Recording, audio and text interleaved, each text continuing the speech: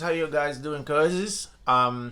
It's your boy JP here, and of course my guy Robbie's not here today with me. I'll be talking about the game between Chelsea and Arsenal. Of course, that game has generated a lot of controversies among Arsenal fan base, and the discussion is just all about Saka's relationship with Gyokeres, or Saka's chemistry with Gyokeres when it comes to releasing ball quickly to Gyokeres, and as opposed to him cutting inside most of the time.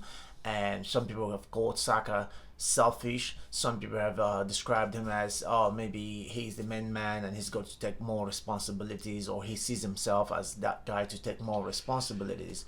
And Gyökeres being a point man, of course, a lot of fans also said, yeah, he should be releasing those passes, squaring those passes quick enough for him to, to finish. And of course, both sides are right, I would say.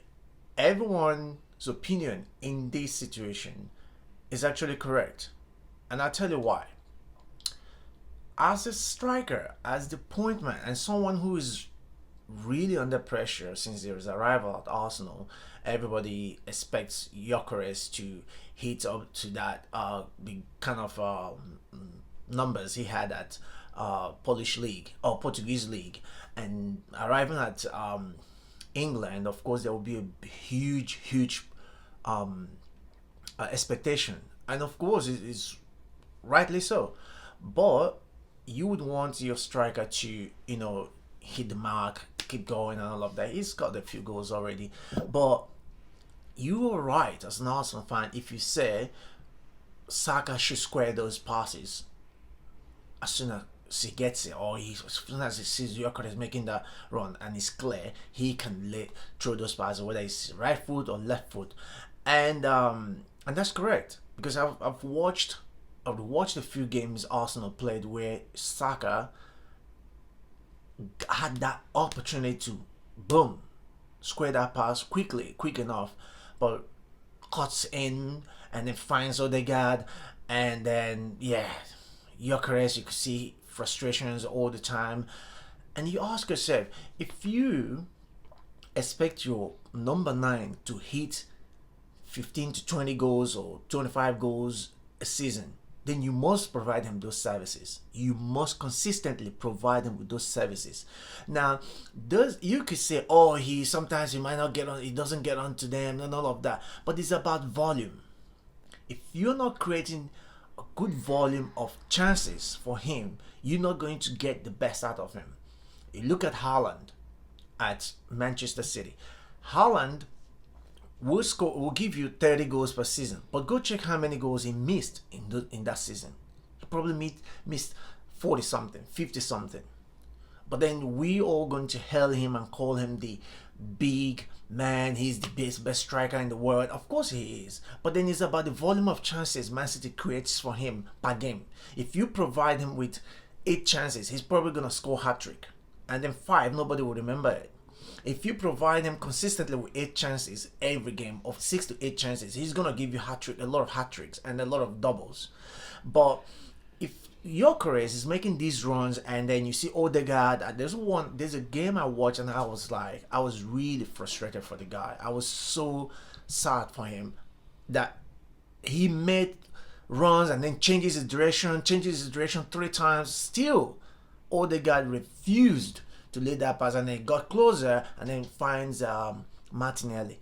That is really appalling. And the Saka has been in that situation several times and never finds him. And then when sometimes he gets confused. Should he make the run or not? Should he stay back and gets the ball on his feet and then play in the wingers or not? I think it's not just Saka's problem. It is about the team entirely. Arsenal has gone a long time under Arteta without a point man, without a number 9, and these players are not used to making that first pass, squaring that ball quick enough to your number 9. They are not used to it, so they are trying to build it, and it's going to take a while. And of course, it's sad that Gyökeres is going to suffer from this. He's the one that's going to be affected a lot. But I think from the second half of the season, you begin to see more chemistry. I think actually like the Gyokeres shuffling Saka after scoring that goal against Chelsea, and so the way his reaction towards Chelsea, I like it. That is what you want from your number nine. He's demanding. He's trying to tell you, I don't like what you're doing. Dude, you gotta give me services. And that's what you want from your number nine. Hunger, mentality, monster. He showed his anger and still waited for Ben White's cross to finish up. Right now, his frustration shows that, hey man, I need services. You're not releasing the ball to me, and that's what the message is trying to pass Saka. And of course, it's sad we're seeing it as Arsenal fans, seeing it. You wonder, oh, we don't want this kind of antagonism or kind of issues between players. But that's what hungry strikers do. That's what you saw between Victor Osimhen and some of his teammates out in Nigeria's national team. There's a lot of people criticize him for that, but big men, big strikers, they play with ego. They want to score goals, and sometimes they could get real furious with players when they don't release that ball. And that is what you see with Gyokeres and Saka. Of course, we want Saka to also score goals. There are times when he had to cut in and score. We know Saka is going to always do that. But then there are times when Gyokeres is clear, eager to release that ball to him. That's what we want from our number nine. That's why we bought him. That's why we want him to score goals. And if you're not doing that, it's gonna be a problem. So my take is, this is not entirely Saka's problem. It's the team's problem. It's the problem that the team has been playing without a point man, without a striker for a long time, and it's going to take a little bit of time for them to begin to adjust to that system. It's probably something that would have done during the preseason. Maybe not, didn't have time enough to do it. I hope during their Dubai trip, which they usually do every year, I hope they will have time to correct this kind of mistakes. But it's also for people who say Saka is the main man, he should be the one, he should do what he wants and all of that. Of course, you're right too. Saka sometimes wants to take responsibilities, and you need players, big players, to rise up at big occasions like that. Say, oh, I need to finish this. And you need such characters.